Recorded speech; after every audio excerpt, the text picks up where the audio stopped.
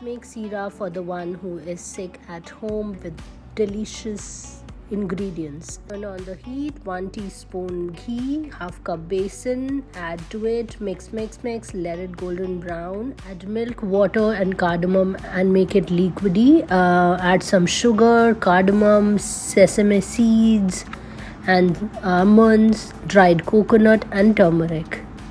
All these ingredients are very important. Check the consistency. Now garnish it with your favorite. Mine is coconut. And here it is ready. Get well soon.